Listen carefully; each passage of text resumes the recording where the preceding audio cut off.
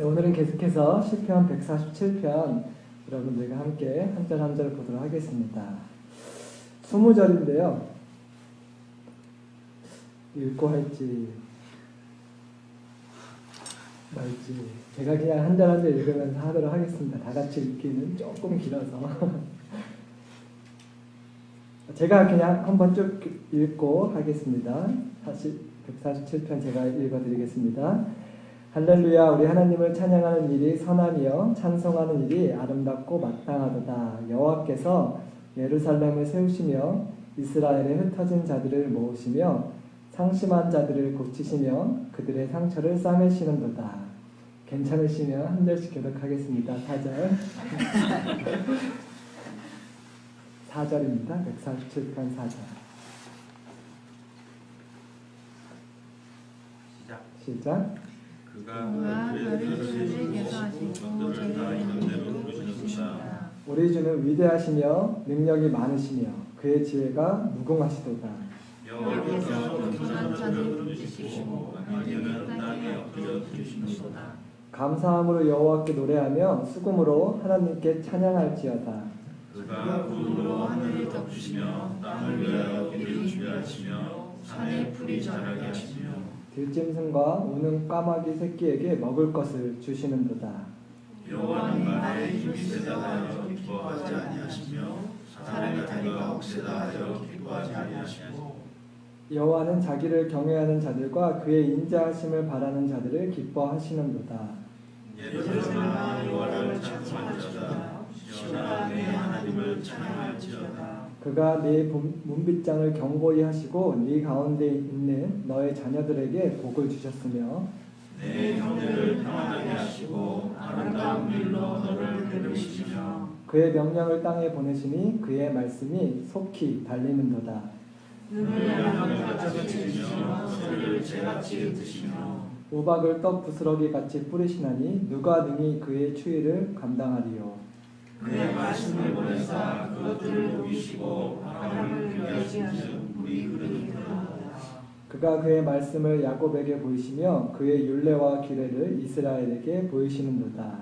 그는 하나님에게도 약속이 지나지 아니하시나니 그들은 그의 법도를 알지 못하였도다. 할렐루야. 네, 시편 전체가 하나님을 찬양하는 시이지만 특별히 146편부터 150편 마지막 5편은요 할렐루야로 시작해서 할렐루야로 끝나고 있습니다. 뿐만 아니라 할렐루야라는 단어가 12절에도 나와서요. 물론 한국말 성경에는 찬양할지어다라고 번역됐지만 원어 성경으로는 1절, 12절, 또 마지막 절 이렇게 처음과 중간과 끝에 하나님을 찬양하라고 저희를 특별히 더 독려해주고 있는 시편입니다. 그래서 한 절 한 절 보면서 우리 하나님이 왜 찬양 받으시기 합당한 분이신지, 왜 우리가 마땅히 찬양해 드려야 되는지 좀 기억해 보도록 하겠습니다. 1절을 다시 보겠습니다. 할렐루야. 우리 하나님을 찬양하는 일이 선함이요 찬송하는 일이 아름답고 마땅하도다. 우리 하나님이 선하신 분이시기 때문에 우리의 찬양을 받으시기 합당하신 분이시기 때문에 저희가 하나님을 찬양하는 것이 선하다 이렇게 얘기해주고 있습니다. 그리고 저희가 찬송하는 것이 아름답고 마땅하도다 이렇게 말씀하고 있습니다. 저희가 노래를 잘하시는 분도 있고 노래를 잘 못하시는 분들도 있지만 저는 못하는 편에 속하거든요. 다행입니다. 하나님이 제 찬양 소리를 아름답다고 말씀하십니다. 여러분들도 훔치시더라도 하나님의 마음을 들으시는 분이시기 때문에 여러분의 찬양 소리를 아름답다 귀하다 하고 말씀하시는 것을 잊지 않으셨으면 좋겠습니다. 2절 여호와께서 예루살렘을 세우시며 이스라엘에 흩어진 자들을 모으시며 아마도 이 시편은 이스라엘이 바벨론에게 멸망당해서 바벨론에게 포로로 잡혀갔다가 그 이후에 쓰여진 것 같습니다. 왜냐하면 여호와께서 예루살렘을 세우시며 망했던 황폐케 되었던 예루살렘을 다시 세워주셨다고 감사하고 있고요. 또 이스라엘에 흩어진 자들을 모았다고 말씀하시는데 전쟁으로 인해서 흩어지고 바벨론의 포로로 잡혀갔던 자들을 다시 모으시고 그들의 원래 약속하셨던 그들의 터전으로 다시 인도하신 것을 찬양하고 있습니다. 저희가 히브리서를 통해 쉽지 않지만 저희를 사랑하시기 때문에 저희를 징계하시는 하나님에 대해서 배우고 있습니다. 하나님께서 저희에게 저희의 잘됨을 위해서 힘들고 어려운 고난의 시간을 허락하실 때가 있습니다.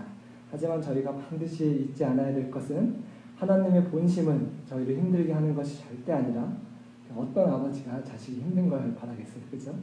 저희가 잘되고 회복되고 저희를 살리시는 것이 저희 아버지의 본심이신 것을 저희가 잊지 않아야겠습니다. 그래서 이스라엘도 하나님의 백성이지만 그렇게 본의 아니게 하나님의 징계를 받았습니다. 하지만 하나님께서 다시 모아주셨던 것을 저는 성경을 통해 알 수 있습니다. 흩어진 자들이라고 하는 것은요, 전쟁을 통해 이제 다 집을 잃고 흩어진, 말 그대로 흩어진 자들, 또 포로로 잡혀갔던 자들을 말하는 것입니다. 하지만 지금도, 지금 이 시대에도 흩어진 자들이 있습니다. 마음이 이런저런 이유로 하나님에게 멀어지고 하나님을 멀리 떠난 마음이 흩어진 자들이 있는데, 하나님의 은혜에서 멀어진 그들을 하나님께서는 다시 모으시고 회복시켜 주시는 자기 자녀를 절대로 포기하지 않으시는 좋으신 아버지이십니다. 3절, 상심한 자들을 고치시며 그들의 상처를 싸매시는도다. 이스라엘 얘기를 먼저 하자면 그 나라를 잃고 흩어진 자들이 상심이 얼마나 컸을지 저희는 좀 상상해 보기도 어렵습니다. 포로로 잡혀간 자들은요, 그 낯선 땅 바벨론 땅에서 70년 동안 온갖 수모를 당하고 살았을 것입니다. 하지만 하나님께서는 그 나라를 잃어서 마음이 상한 자들, 가족을 잃어서 그 마음이 상한 자들을 회복시켜 주시고 고쳐 주셨습니다. 그렇기 때문에 시편 기자는 하나님을 원망하지 않고 하나님을 찬양하고 있는 것이죠. 지금도 흩어진 자들이 있습니다. 마음이 하나님께서 멀어진 자들. 근데 마음이 흩어진 이유는요, 마음이 상했기 때문에, 마음이 상처를 받았기 때문에 하나님께서 멀어진 것입니다. 그들을 하나님께서 고쳐주시고 회복시켜 주시기 원하시는 좋은 하나님이십니다. 4절, 그가 별들의 수요를 세시고 그것들을 다 이름대로 부르시는도다. 하나님께서 상한 자들의, 마음이 상한 자들을 고치신다는 얘기를 하다가 갑자기 시편 기자가 하나님께서 별들의 숫자를 아신다, 이렇게 조금 문맥과 어긋나는 것과 같은 말을 하고 있습니다. 혹시 우주에 별이 몇 개 있는지 아시는 분 계시나요? 천문학자들에 의하면 천문학적으로 많다고 합니다. 하나님께서는요, 근데 지금도 별이 수도 없이 생기고 있고 수도 없이 지고 있는데 하나님께서 그 많은 별들의 이름을 하나하나 다 알고 계시다는 놀라운 얘기를 시편 기자가 해주고 있습니다. 하나님께서 저희가 기억해보면 아브라함에게 네 자손이 하늘의 별과 같이 많게 해주겠다, 네 자손이 바다의 모래와 같이 많게 해주겠다, 그런 약속을 하신 것을 저희는 알고 있습니다. 그러면 하나님의 약속대로 아브라함의 자손이 별과 같이 많아졌을까요? 사실 문자적으로 따지면 아직은 별보다는 적습니다. 이스라엘의 인구가 몇 명인지 아시는 분 계시나요?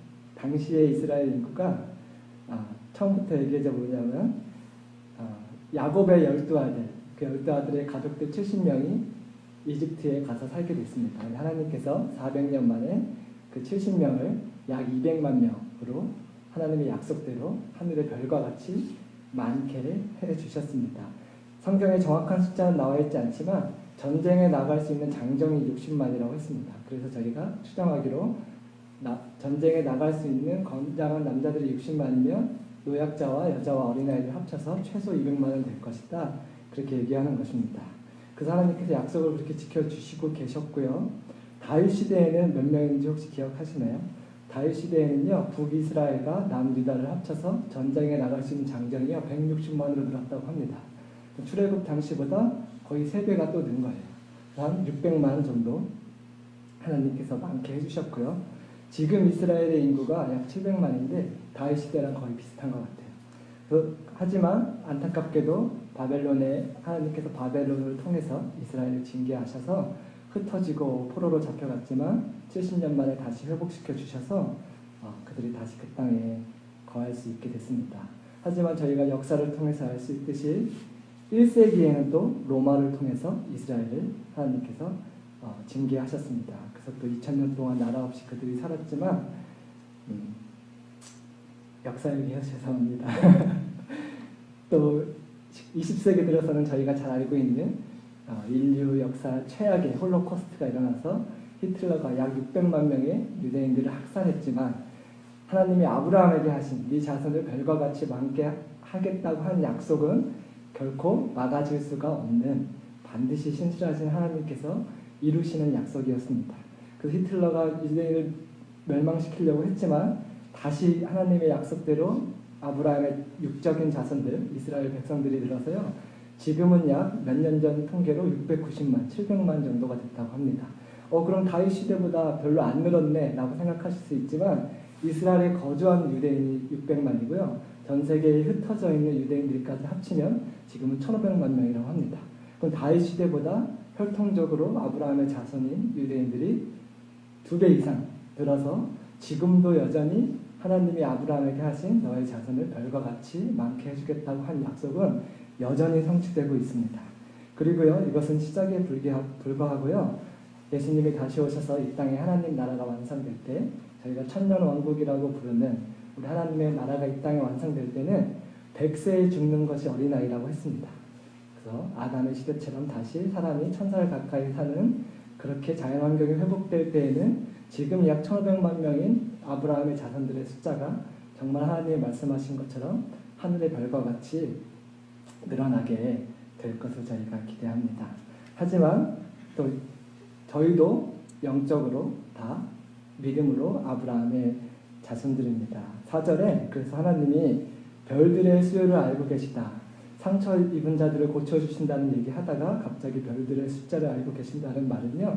하나님이 아브라함의 자손들의 자기 백성의 자기 자녀의 한 명 한 명을 다 기억하고 계시고 그것들을 다 이름대로 부르신다고 4절에 말하고 있는데 저희는 결코 하나님이 보시기에 수백만 명 중에 한 명이 아니라 하나님이 저희를 한 명 한 명 그분의 자녀로 보시고 인격적으로 기억하시고 절대 잊지 않으시는 하나님에겐 단 한 명뿐인 것과 같은 하나님의 사랑받는 자녀인 것을 저희가 기억해야 될 줄 믿습니다. 이 말이 참 저희에게 위로와 격려가 됩니다. 왜냐하면 하나님은 저희를 잘 알아주신다는 말이 왜 위로와 격려가 되냐면 저희가 본의 아니게 사람이기 때문에 저희의 주변 사람들은 사랑하는 가족이라고 할지라도 저희의 마음을 다 알아주는 것이 불가능합니다. 사람들의 마음이 왜 하나님에서 멀어지고 교회에서 멀어질까 생각해 보면요. 거의 대부분 관계에서 상처를 받아서 누가 내 마음을 몰라줄 때, 오해할 때 저희의 마음이 상하고 교회에서 혹은 또 서로에게서 아니면 하나님에게서 마음이 상하고 멀어지는 것을 저희가 많이 보고 있습니다. 제가 월요일날 또 마음이 상하신 분을 한번 봤어요. 저희 교회분이 아니시니까 편하게 얘기하겠습니다. 제가 일주일에 한 번 그래도 건강을 위해서 운동을 하려고 한인 탁구협회를 나가고 있는데 그 1년 연말 정산 모임이 있었습니다. 한인회관에서. 그래서 이제 같이 식사를 하면서 1년 동안 저희 간의 회비를 어떻게 잘 운영했나 이렇게 보고하는 모임이 있었는데요. 어떤 모임이든지 당연하게 교회뿐만 아니라 그 모임이 잘 운영되려면 리더들이 앞에서 정말 헌신적으로 많은 수고와 섬김이 있어야 됩니다. 그런데 아쉽게도요. 그 연말 정산 모임에서 리더들에게 수고했다고 하는 말이 나오지 않았고 그 말이 나오기 전에 처음부터 어떤 말들이 많이 있었냐면요. 왜 회비를 이렇게 썼냐, 또 다음엔 내년에 또 왜 회비를 올리냐, 이런 부분이 아쉬웠다, 내년에 이런 부분을 잘했었으면 좋겠다, 이렇게 아쉬운 부분, 부족한 부분, 이해되지 않는 부분, 부정적인 말들만 계속 나왔어요. 그리고 모임이 마쳤습니다. 그래가지고요, 그날 저녁에 탁구협회 회장님이 저는 오늘부로 탁구협회 회장직을退임하겠습니다. 그 단톡방을 나가셨어요. 얼마나 안타까운 일이에요. 그래서 그분이 나가신 다음에야 비로소 사람들이 아유 회장님 1년 동안 너무 수고하셨는데 쉬운 게 아닌데 1시간 먼저 와서 다 바닥 청소하고 탁구대 12대 다 설치하고 우리가 이런 거를 감사하다는 말을 미처 못 드렸네요. 나가신 다음에 막 글이 달리는 거예요. 저희 한국 사람들이 참 잘하는 것이죠. 소 읽고 외양간 고치고 회장님 읽고 탁구 옆에 고치고 그 참 이렇게 안타까운 일이 있는 걸 보면서 교회든 탁구 옆에든 어떤 모임이든 사람이 모인 곳에서는 다 이렇게 서로의 마음을 몰라줘서 본의 아니게 마음이 상하게 되는 일들이 있구나 하고 생각을 하게 됐습니다. 그렇게 사람들은 저희의 마음을 몰라줄 때가 너무나 많이 있습니다. 하지만 하나님께서는 저희 한 명 한 명을 잊지 않고 기억하시고 저희 한 명 한 명의 이름을 부르신다는 말은요. 저희 한 명 한 명을 인격적으로 누구보다 잘 아신다는 말을 하고 계신 것입니다. 당연히 잘 아시죠. 저희의 마음을 저희를 만드신 분이신데 저희 자신보다 나도 어쩔 때는 내가 지금 왜 화가 나는지 내가 별일 아닌데 왜 이렇게 아빠한테 화를 내고 있는지 내가 별일 아닌데 왜 옆에 사람에게 본의 아니게 배우자에게 이렇게 날카롭게 하고 있는지 저희도 저희 자신을 모를 때 내 마음이 지금 왜 이렇게 외롭고 화가 나고 속상한지 모를 때는 하나님을 알아주시는 것을 기억하시고 하나님께 기도로 나아가서 물어보시면 하나님께서 알아주실 줄 믿습니다. 5절 그래서요 우리 주는 위대하시며 능력이 많으시며 그의 지혜가 무궁하시도다 하고 계속해서 시편 기자가 찬양하고 있습니다. 저희를 잘 아실 뿐만 아니라 알기만 하면 뭐예요? 그 도와주실 능력이 없으시면은 그게 반밖에 위로가 안 될 텐데 하나님은 저희를 잘 아시고 저희의 마음을 잘 아실 뿐만 아니라 실제로 저희를 도와주시고 회복시키시고 싸매시고 살리시고 그렇게 해주실 능력과 지혜가 충분하신 분이신 것을 저희가 잊지 말아야겠습니다. 6절 그런데 그런 하나님의 도움을 받기 위해서 한 가지를 얘기하고 있습니다. 그 하나님께서 겸손한 자들은 붙드시고 악인들은 땅에 엎드려 들으시는도다. 하나님께서 겸손한 자들에게 하나님이 나를 잘 아시고 능력이 있으시고 지혜가 있으시다는 것을 아는 사람은 겸손히 그 사실을 인정하는 사람은 어려운 일이 있을 때 사람을 찾아가는 것보다 주변의 다른 것들을 의지하는 것보다 하나님을 의지하고 하나님께 기도로 나아가게 되는 것 같습니다. 그런 자들을 하나님께서 또 붙들어 주신다고 6절에 말하고 있습니다. 7절 그래서 시편 기자가 말하고 있습니다. 감사함으로 여호와께 노래하며 수금으로 하나님을 찬양할지어다. 그렇게 누구보다 선하신 좋으신 하나님을 감사한 마음으로 하나님께 노래로 찬양하고 또 노래뿐만 아니라 목소리뿐만 아니라 수금으로 하나님을 찬양하라고 말하고 있습니다. 수금으로 찬양하라는 말은 수요일 금요일마다 하나님 찬양하라는 말이 아니고요. 우리가 할 수 있는 하나님이 주신 모든 달란트를 동원해서 악기로 하나님을 찬양하라는 말입니다. 저희 찬양팀이 이 말씀을 잘 지키고 있습니다. 그래서 여러분 눈치채셨는지 모르겠지만요. 저희 곧 이제 새로운 악기가 추가됩니다. 와. 아침마다 바이올린 이제 자매님 한 분이 연습하는 거 보셨죠? 이제 언제부터인지 제가 정확히 알지 못하지만 이제 곧 저희 시편 말씀대로 저희가 할 수 있는 모든 악기를 통해서 하나님을 찬양하는 일이 일어나고 있어서 얼마나 감사한지 모르겠습니다. 저희 나팔도 있거든요. 양각 나팔. 소리가 안 나요. 아무나 소리를 낼 수 있는 게 아니더라고요. 그나마 제일 소리를 잘 내시는 분이 추 목사님이신데 그 나팔을 사신 우리 성한 형제님이 열심히 연습해서 이제 내년에는 바이올린뿐만 아니라 또 나팔로 하나님을 찬양하게 되는 일도 있을 줄로 믿습니다. 아멘. 8절 9절 그가 구름으로 하늘을 덮으시며 땅을 위하여 비를 준비하시며 산이 풀을 자라게 하시며 어디서 많이 들어본 가사시죠? 저희가 최근에 부르는 또 찬양의 가사입니다. 그 찬양이 왜 이렇게 은혜가 되고 파워풀한가 했더니 시편 말씀을 그대로 가사에 썼기 때문인 것 같습니다. 사막에 비를 내리시는 하나님 들짐승조차도 잊지 아니고 기억하시고 먹이시는 하나님이십니다. 광야 같은 시간을 지날 때 저희의 마음이 사막과 같이 메마르게 됩니다. 하지만 하나님은 결코 우리를 그와 같이 버려두지 아니하시고 우리의 메마른 마음에 성령의 단비를 반드시 내려주시려고 지금 구름을 준비하고 계신 것을 믿으시기 바랍니다. 아멘. 9절 들짐승과 우는 까마귀 새끼에게 먹을 것을 주시는도다. 이 말씀이 참 별거 아닌 것 같아서 기억해 보시면요. 들짐승 따위도 하나님이 잊지 않고 기억하세요. 하물며 하나님의 자녀들 예수님의 핏값으로 저희를 하나님이 어찌 잊으시겠어요. 내가 생각하는 것보다 그 성령의 담비가 조금 더디게 조금 늦게 올 수는 있습니다. 하지만 반드시 하나님께서 하나님의 때에 하나님의 방법으로 저희 상한 마음을 회복시켜 주시는 것을 기대하시기 바랍니다. 예수님께서도 말씀하셨습니다. 공중의 새를 보라. 심지도 않고 거두지도 않고 창고에 모아 들이지도 아니하되 너희 천부께서 기르시다니 너희는 이것들보다 귀하지 아니하냐. 땅의 풀도 하나님이 잊지 않고 입히시는데 너희는 이것들보다 귀하지 아니하냐. 이렇게 예수님께서도 하나님의 사랑을 의심하지 말라고 저희를 격려해 주셨습니다. 10절 11절 여호와는 말의 힘이 세다 하여 기뻐하지 아니하시며 사람의 다리가 억세다 하여 기뻐하지 아니하시고 11절 여호와는 자기를 경외하는 자들과 그의 인자하심을 바라는 자들을 기뻐하시는도다.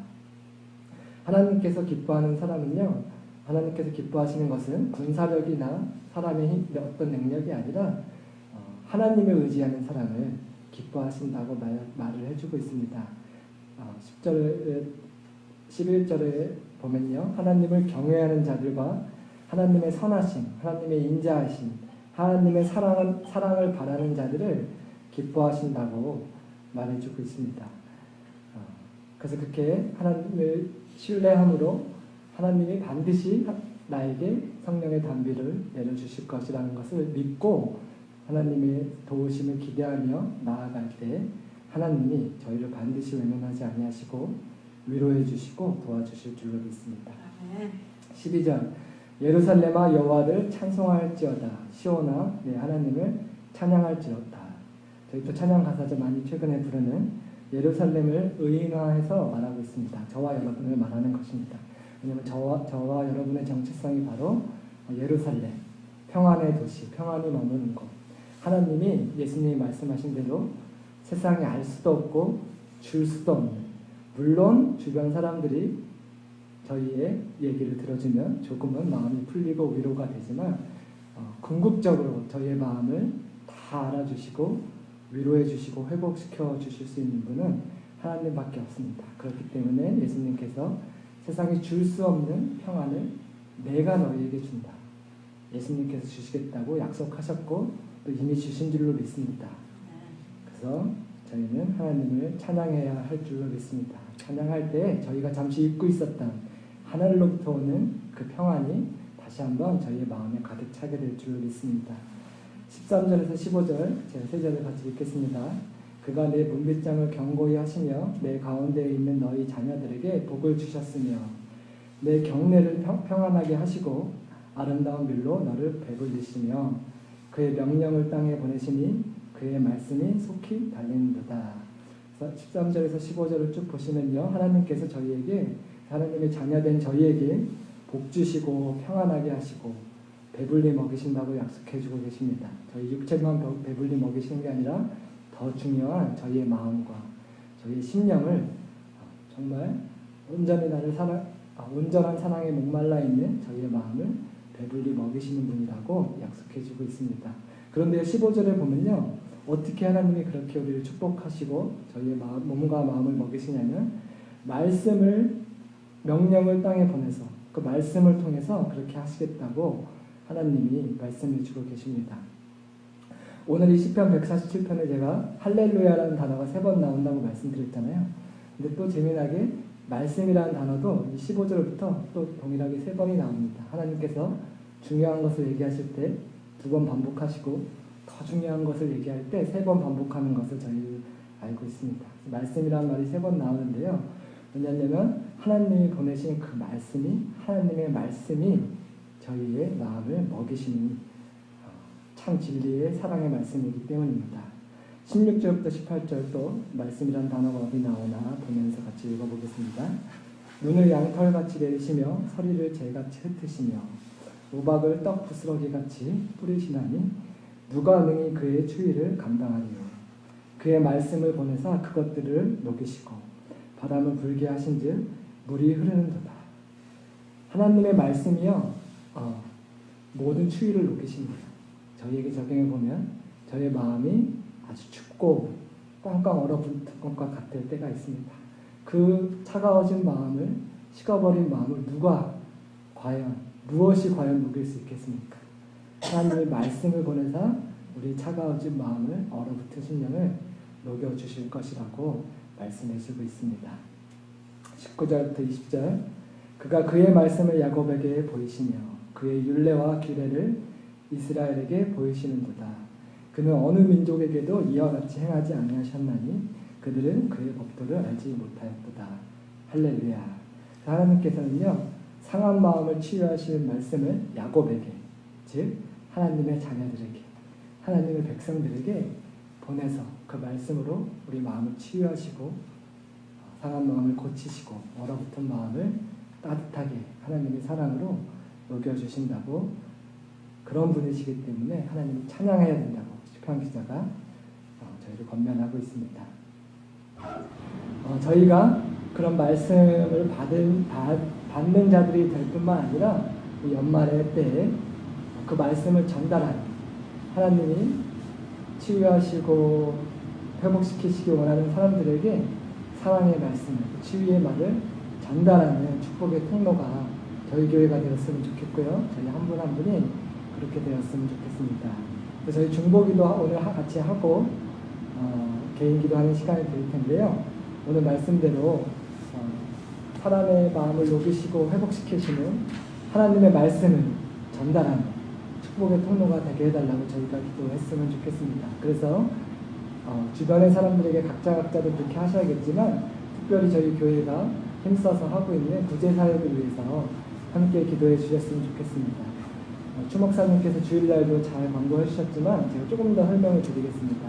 이번 주일날 저희가 모여서요, 저희가 준비한 선물보다 더 중요한 그 선물을 받는 자들의 마음을 녹일 수 있는, 선물을 받는 자들의 마음을 회복시켜 살릴 수 있는 그 복음의 메시지를 쇼핑백에 쓰고 꾸밀 것입니다. 그래서요, 하나님께서 떠오르게 하시는 말씀이, 축복의 말씀이 있으면 그 말씀을 적으셔도 되고요. 말씀이 생각 안 나셔도 정말 하나님이 적으라고 생각나게 해주시는 문구, 생각 안 나시면요, God loves you, 이것도 충분합니다. Jesus loves you, God loves you, Jesus is waiting for you, Jesus is your savior. 하나님이 너를 절대 잊지 않으셨다, 너를 기억하고 계시다, 이런 말을 영어로 짧게 쓰시고 잘 꾸며주셨으면 좋겠습니다. 솔직히 말씀드리면 효율성은 떨어집니다. 대부분의 쇼핑백은 길거리에 버려집니다. 거짓말 하지 않고 현실을 말씀드립니다. 하지만 저희의 기도 제목은 뭐냐면요, 그 200개의 쇼핑백 중에 정말 단 하나의 쇼핑백에 담긴 복음의 메시지가 천하보다 귀한 한 영혼에게라도 전달해서 하나님이 나를 버리신 줄 알았는데, 하나님이 나를 완전 잊어버리신 줄 알았는데 아니었구나, 여전히 나를 기억하고 계시고 여전히 나를 기다리고 계시고 여전히 내 마음을 고치시기 원하시는 사랑이 하나님이시구나 라는 그 사람을 살리는 말씀이요, 한 명에게 전달되면 저희는 기꺼이 200개가 아니라 2,000개, 2만 개라도 충분히 거룩한 낭비를 할 가치가 있다고 생각됩니다. 저희 모두가 그런 마음으로 쇼핑백을 꾸며주셨으면 좋겠어요. 내가 그 사람이 됐으면 좋겠다.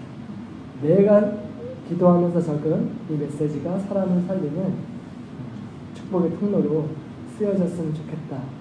이런 마음으로 모두가 구제사역에 동참할 수 있도록 함께 구제사역을 위해서 잠시 기도하도록 하겠습니다.